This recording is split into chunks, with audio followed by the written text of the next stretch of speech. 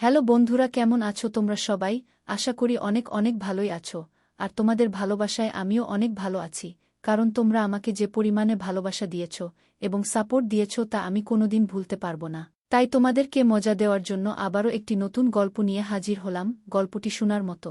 আশা করি ভালো লাগবে। আমার চাচি ছিলেন ৩-৮ বছরের একজন আকর্ষণীয় নারী। তার চেহারায় এখনও বয়সের ছাপ পড়েনি, তাই তাকে দেখলে মনেই হয় না যে তার এত বয়স হয়েছে। তাই তাকে অনেক সুন্দর দেখায়। কিন্তু তিনি আমাদের বাড়িতে একজন সাহায্যকর্মী হিসেবে কাজ করতেন। একদিন চাচি বললেন যে তিনি আমার পায়ে তেল লাগিয়ে মেসাজ করবেন। আমি বারবার বললাম না চাচি, এটা ঠিক হবে না, কিন্তু তিনি আমার ঘরে এসে আমার পায়ে তেল লাগাতে লাগলেন, যা আমার মধ্যে এক নতুন আবেগের উন্মেষ ঘটাল। আমি তার চোখের দিকে তাকালাম এবং দেখলাম তার চোখে একটি অদ্ভুত আকাঙ্ক্ষা, যা আমি আগে কখনো দেখিনি। তারপর হঠাৎ করে তিনি আমার আবেগকে আর নিয়ন্ত্রণ করতে পারলেন না এবং সারারাত, আমি তখন ২-১ বছরের তরুণ এবং আমার চাচি আমাকে সবসময় অনেক যত্ন করতেন। ছোটবেলা থেকেই তিনি আমার সবকিছু খেয়াল রাখতেন।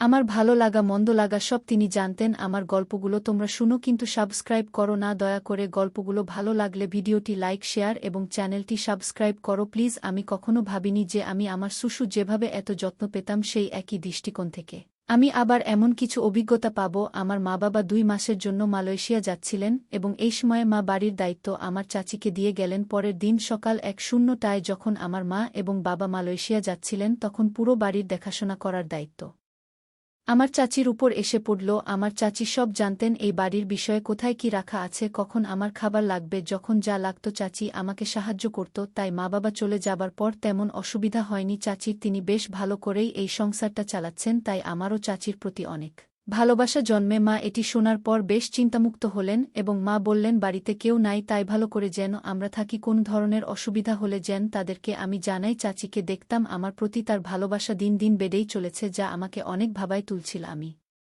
মনে মনে চাচিকে অনেক পছন্দ করতাম। তার চলাফেরা আমি সবসময় লক্ষ্য করতাম। চাচি আমাকে অনেক ভালোবাসেন। ছোটবেলায় তিনি আমাকে অনেক কিছু খাইয়ে দিতেন, আমার অনেক যত্ন নিতেন, যা আমার অনেক ভালো লাগত। সেদিন তার স্পর্শে এক অদ্ভুত অনুভূতি পেলাম। এত বছর পর তার সঙ্গে দেখা হওয়ায় আমি খুব খুশি হলাম। তার কাপড় সব নাকি নোংরা ছিল, পরিষ্কার করার নাকি সময় পায় নাই। আমার বাবা চলে যাওয়ার কারণে তাকে বললাম, তুমি মায়ের রুমে গিয়ে কাপড় পাল্টে নিতে পারো। আমি ভুলে গিয়েছিলাম যে তিনি তখন মায়ের রুমে কাপড় পরিবর্তন করছিলেন। আমি মায়ের রুমে ঢুকতেই দেখি তিনি কাপড় পাল্টাচ্ছেন। তাড়াতাড়ি চোখ বন্ধ করে ফেললাম। তিনি দেখলেন আমি লজ্জা পেয়েছি এবং শান্তভাবে বললেন, সুমন তুমি চোখ খুলে দেখো, আমি তোমার মায়ের শাড়ি পরে কেমন লাগছি। আমি ভীষণ লজ্জায় পড়ে গেলাম। তবে তার বয়স হলেও তাকে শাড়িতে খুব সুন্দর দেখাচ্ছিল। কিছুক্ষণের মধ্যেই তিনি শাড়ি পরে বেরিয়ে এলেন। আমি তার সৌন্দর্যে অনেক মুগ্ধ ছিলাম, কারণ তার চেহারার এখনও বয়সের ছাপ পড়েনি, তাই তাকে এত বয়সেও অনেক সুন্দর দেখাচ্ছিল। শাড়ি পরে তাকে খুব সুন্দর লাগছিল। এভাবে কয়েকদিন কেটে গেল। প্রায় ১-৫ দিন পর তিনি আমাকে ছোটবেলার স্মৃতিগুলো বলতে শুরু করলেন। আমি খুব আবেগপ্রবণ হয়ে পড়লাম, কারণ তার স্মৃতিচারণ আমার ছোটবেলার অনেক কথা মনে করিয়ে দিচ্ছিল। একদিন গোসল শেষে আমি ঘরে কাপড় পাল্টাচ্ছিলাম, তখনই তিনি এসে বললেন, সুমন আমার কাছে এসো, আজ আমি তোমাকে একটি আরামদায়ক মালিশ করে দেব। এমন কথা শুনে আমি খুব অবাক হয়ে গেলাম। আমি বললাম, না চাচি, আমি নিজেই করব। আমি একটু লজ্জা পাই অন্যদের সাহায্য নিতে। এরপর আমি তাকে অনুরোধ করলাম মালিশের চিন্তা বাদ দিয়ে রান্নাঘরে গিয়ে দেখি কি নাস্তা বানানো যায়। আমার বারবার অস্বীকার সত্ত্বেও তিনি আমাকে সহায়তা করতে জোর করলেন। আমি মনে মনে ঠিক করেছিলাম যে যতই তিনি জোড়াজোড়ি করুন না কেন, আমি তাকে মালিশ করতে দেব না, কারণ এখন আমি বড় হয়েছি, আমাদের কিছু সীমার মধ্যে থাকা দরকার। আর আমি অনেক লজ্জা পাই। আমি চাচির দিকে মনোযোগ দিয়ে দেখলাম তিনি তখন সেখানে বসেছিলেন এবং বলেন, তুমি আমার হাতে মালিশ করাতে দিলা না, কিন্তু আমাকে জামা পরতে দাও। আমি চুপচাপ মাথা নিচু করে তার সামনে দাঁড়িয়ে রইলাম। তিনি আমাকে আমার পোশাক দিলেন, তারপর তিনি আমাকে কাপড় পরাতে শুরু করলেন। সেই সময়ে আমার চাচিকে দেখে আমার মনে অনেক রকম চিন্তা আসতে লাগল, কিন্তু চাচি আমার পরিবারের একজন সদস্যের মতো, তাই আমি তাকে নিয়ে কোনো খারাপ চিন্তা করতে পারিনি। একদিন আমি চাচিকে বলেছিলাম যে তিনি যেন এই বাড়িটিকে তার নিজের মনে করে। এরপর তিনি এই বাড়িতে এমনভাবে থাকতে শুরু করলেন যেন এটি তার নিজের বাড়ি। একদিন আমি বন্ধুদের সাথে একটি পার্টিতে যাচ্ছিলাম। চাচি আমাকে জিজ্ঞেস করলেন, তুমি কোথায় যাচ্ছ? আমি বললাম, আমি একটি পার্টিতে যাচ্ছি। তখন তিনি বললেন, আর তুমি একা একা পার্টিতে যাচ্ছ? মাঝে মাঝে তোমার এই গরিব চাচিকে নিয়ে বাইরে একটু ঘুরতে নিয়ে যেও। একা একা আমি বাড়িতে কি করব? আমারও তো ইচ্ছা হয় বাইরে যাওয়ার। আমি তাকে বললাম, ঠিক আছে, আমি তো তোমাকে বাইরে নিয়ে যাব, তবে তোমাকে ভালো পোশাক পরতে হবে এবং ভারতীয় মহিলার মতো পোশাক পরতে হবে। চাচি আমার প্রস্তাবে রাজি হলেন। আমি মায়ের রুম থেকে একটি সুন্দর শাড়ি এনে তাকে দিলাম এবং বললাম এটা পরো এবং ঠিকভাবে রেডি হয়ে নাও। যখন তিনি রেডি হয়ে বেরিয়ে এলেন তখন তাকে দেখে আমি অভিভূত হয়ে গেলাম। মায়ের ঘর থেকে বেরিয়ে এসে তিনি এত সুন্দর দেখাচ্ছিলেন যে তার সৌন্দর্যের আভা আমাকে মুগ্ধ করেছিল। তিনি আমার মায়ের ঘর থেকে আধা শাড়ি পরা অবস্থায় বেরিয়ে এলেন সাজগোজে, তাকে একেবারে মডেলের মতো লাগছিল। তাকে দেখে আমি চোখ নামিয়ে নিলাম। তিনি বাইরে বের হওয়ার সময় দরজার সাথে ধাক্কা খেয়ে আমার উপরে পড়ে গেলেন। আমি কিছুটা লজ্জা পেলাম এবং তাকে সরানোর চেষ্টা করলাম, কিন্তু তিনি তখনও ছিলেন। আমি হঠাৎ অনুভব করলাম যে আমাকে সামলে উঠতে হবে এবং তাকে ধীরে ধীরে সরে যেতে বললাম। তারপর তিনি সরে গেলেন তার স্যান্ডেল খুলে রেখে। আমি মায়ের একটি সাধারণ স্যান্ডেল দিলাম। আমরা দুজনে গাড়ি করে পার্টিতে যাচ্ছিলাম। পার্টিতে গিয়ে আমার বন্ধুরা তাকে দেখে ভাবল তিনি আমার বান্ধবী, মানে আমার গার্লফ্রেন্ড। চাচি সেই ভুল ভাঙানোর পরিবর্তে সবার সামনে বললেন তিনি আমার বন্ধু। পরে পার্টি শেষে আমি তাকে জিজ্ঞেস করলাম, তুমি কেন এমন করেছিলে? আমি তাকে জিজ্ঞেস করলাম। তিনি হেসে বললেন, তোমার বন্ধুরা যখন ভাবল আমি তোমার বান্ধবী তখন তোমার মুখে যে বিস্ময় ছিল তা দেখতে চেয়েছিলাম, তাই আমি বলেছি আমি তোমার বন্ধু। যদি এতে কোনো অসুবিধা হয় তবে আমি দুঃখিত। আমি বললাম, দুঃখিত বলার কিছু নেই, তুমি যা করেছ সেটাই ঠিক ছিল। তিনি বললেন, আমি তোমাকে ছোটবেলা থেকেই চিনি, তাই তোমার চিন্তাগুলো বুঝতে পারি। আমি মুচকি হাসলাম। এরপর তিনি বললেন, এখন সবাই আমাদের বন্ধুত্বের কথা জেনে গেছে, আমি তোমার বন্ধু হতে চাই। সেদিন থেকেই তিনি আমার ভালো বন্ধু হয়ে গেলেন এবং বললেন, তুমি আমাকে সুমাইজা বলে ডাকতে পারো, এতে আমাদের জন্য ভালো হবে। তিনি একজন মহিলা, তাই প্রথমে তাকে সুমাইজা বলে ডাকতে কিছুটা লজ্জা পেলাম, তবে তার নাম বলার পর তিনি খুব এক অদ্ভুত প্রতিক্রিয়া দিলেন, যেন লজ্জাবোধ করছিলেন। পরে আমরা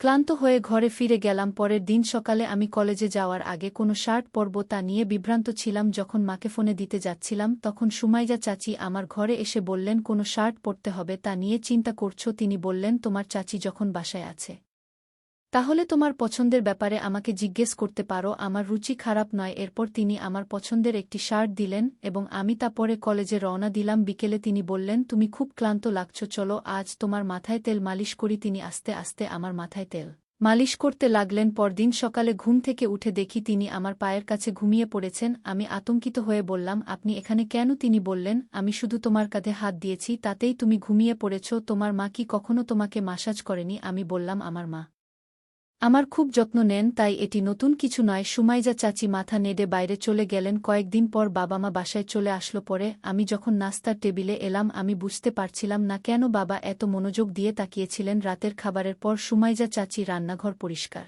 করছিল এবং পরে নিজের ঘরে চলে গেলেন। আমি সেদিন রাতেই তার রুমে গিয়ে উপস্থিত হলাম। তিনি আমাকে দেখে চমকে গেলেন এবং জিজ্ঞেস করলেন, কোনো কাজ আছে? আমি বললাম, না কোনো কাজ নেই, আজ আমরা বেশি কথা বলিনি, তাই তোমার সাথে দেখা করতে এলাম। তিনি বললেন, ঠিক আছে, যদি তোমার কোনো দরকার হয় আমাকে ফোন করো, আমি এখানে আছি তোমার জন্য। কোনো প্রশ্ন না করেই তিনি আমাকে রাজি করালেন এবং আমি তার রুম থেকে বের হয়ে নিজের রুমে চলে গেলাম। পরদিন সকাল 9টায় উঠে দেখলাম নাস্তা এখনও তৈরি হয়নি। সাধারণত সুমাইজা চাচি সকাল 8টার মধ্যে নাস্তা তৈরি করতেন, কিন্তু আজ তা হয়নি। আমি রান্নাঘরে গিয়ে দেখি সুমাইজা চাচি চিন্তিত মুখে দাঁড়িয়ে আছেন। বাবা যখন রান্নাঘরে ঢুকলেন তখন দেখলাম তার দৃষ্টি চাচির দিকে বেশ কুদৃষ্টি সম্পন্ন ছিল। আমি বুঝতে পারলাম চাচি শুধু আমার চাচি নয়, এখন আমাদের মধ্যে বন্ধুত্ব গড়ে উঠেছে। আমি তাকে এতটা আতঙ্কিত দেখতে সহ্য করতে পারলাম না। রাতে আমি চাচিকে দেখতে আবার তার রুমে গেলাম এবং সেখানে দেখতে পেলাম বাবা তার রুমে অনেক টাকা রেখে গেছেন। আমার মনে হলো বাবা হয়তো চাচির সাথে কিছু ভুল করেছেন, ওরা হঠাৎ এত টাকা কেন দিচ্ছে, এই প্রশ্নটাই তখন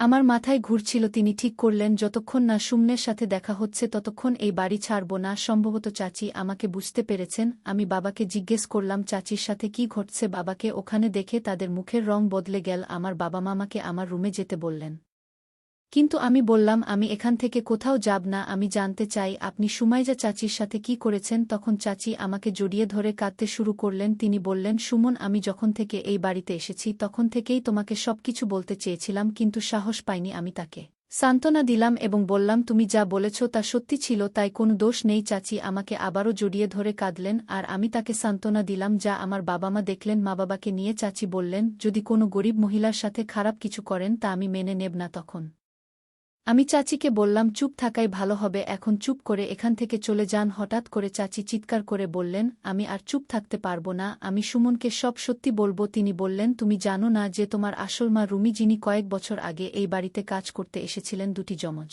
সন্তানের জন্ম দিয়েছেন, তাদের মধ্যে একজনকে আমি পালন করছি। তুমি আমার চাচি হিসেবে মেনে নিতে চাইলে আমি তোমাকে সব বলবো। আমি হতবাক হয়ে বললাম, এরা আমার মা বাবা নয়, তুমি তাদের সত্যি বলবে? চাচি বললেন, আমি জানি তুমি আমাকে হারাতে চাও না, কারণ আমি তোমার ভালোবাসা ও যত্ন দিয়েছি। আমি পুলিশের কাছে গিয়েছিলাম কিন্তু আমার জনজ ভাইয়ের কারণে কিছু করতে পারিনি। আমি তাকে বললাম তুমি সব সত্যি বলেছ, কিন্তু আমার কোনো কষ্ট হয় না কারণ আমার বাবা মা আমাকে খুব ভালোবাসেন। চাচি বললেন, কয়েক বছর আগে তোমার মা মারা গেছেন, তাই তোমার বড় ভাইকে টাকা দেয়া হয়নি, সে সঠিক মূল্য পায়নি। অবস্থা খুবই খারাপ ছিল, নানা জায়গা থেকে চুরি করে টাকা উপার্জন করতেন। সেই সময় তিনি আমার বাবা মায়ের কাছ থেকেও কিছু টাকা চুরি করেছিলেন। তিনি একবার আমার বাবা মায়ের কাছে লক্ষ টাকা চেয়েছিলেন, কিন্তু বাবা মা এত বড় অঙ্কের টাকা দিতে অস্বীকার করেছিলেন। তখন তিনি কিছু টাকা দিয়ে আমাদের বাড়ি থেকে চলে যেতে বাধ্য হন। তিনি আমার বিশ্বাস অর্জনের অনেক চেষ্টা করেছিলেন, কিন্তু তার সত্য প্রকাশ পাওয়ার পর তার প্রতি আমার সমস্ত ভালোবাসা এক ঝটকায় হারিয়ে যায়। কয়েক বছর আগে আমার বাবা মা সুমাইজা চাচি আমাকে দত্তক নেওয়ার জন্য টাকা দিয়েছিলেন, কিন্তু তিনি সেই টাকা সঠিকভাবে ব্যবহার করতে পারেননি এবং আমার বড় ভাইকেও সঠিকভাবে লালন পালন করতে ব্যর্থ হন। যদি তিনি তার সময় এবং অর্থের বুঝতেন তাহলে আজ তিনি বেঁচে থাকতেন এবং নিজের পথে সফলতা অর্জন করতেন, কিন্তু চাচি তাকে ভালো মূল্যবোধ বা শিক্ষা দেননি। তাই আজ তিনি মিথ্যার আশ্রয়ে জীবনযাপন করছেন। টাকার চেয়ে সঠিক মূল্যবোধ ও শিক্ষার গুরুত্ব অনেক বেশি। আপনি টাকা দিয়ে ভালো পোশাক কিনতে পারেন, কিন্তু ভালো মূল্যবোধ কিনতে পারেন না। কিছু সময়ের জন্য সুখ পাওয়া যায়, কিন্তু একসময় এসে বুঝতে হয় যে মিথ্যার আজও দীর্ঘস্থায়ী হয় না। গল্পটা কেমন লাগলো জানাতে ভুল। আরও মজার মজার রোমান্টিক গল্প শুনতে চাইলে ভিডিওটি লাইক, শেয়ার এবং চ্যানেলটি সাবস্ক্রাইব করতে এবং বেল আইকনটি ক্লিক করতে ভুলবে না। ধন্যবাদ।